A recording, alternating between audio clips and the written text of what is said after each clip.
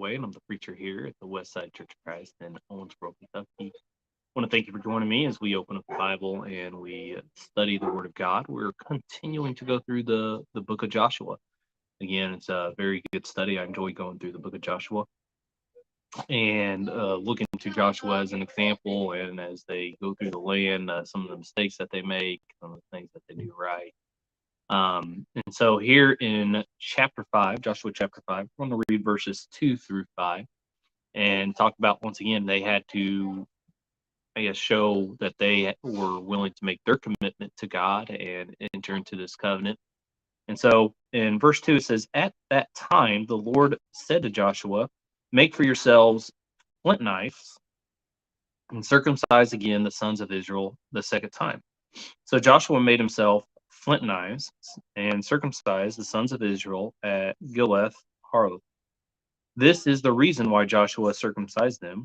All the people who came out of Egypt, who were males, all the men of war, died in the wilderness along the way after they came out of Egypt. For all the people who came out were circumcised, but all the people who were born in the wilderness along the way as they came out of Egypt had not been circumcised. And so I guess the entire time in which they were wandering in the wilderness, they had not kept this command. They were not circumcised.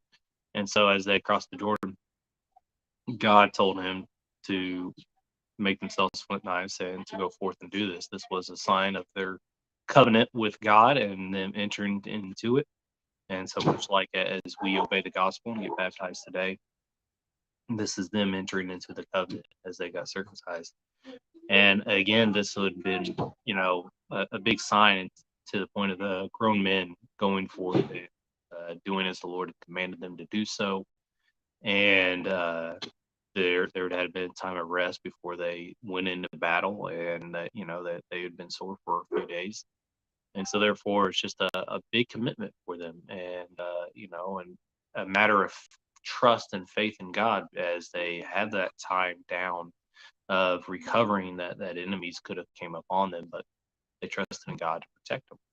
And so there's many things in there that we can take to think about their commitment, their trust, their faith, the works that went along with it, and how they went about it. So just a good mindset to think of. We have to be willing to make that commitment, be willing to do as God has commanded us to do as we study the new law, the new covenant, and see what it is He's commanded us. So I want to thank you for joining me. I hope that you have a great and wonderful day, and if the Lord is willing, I'll talk to you later.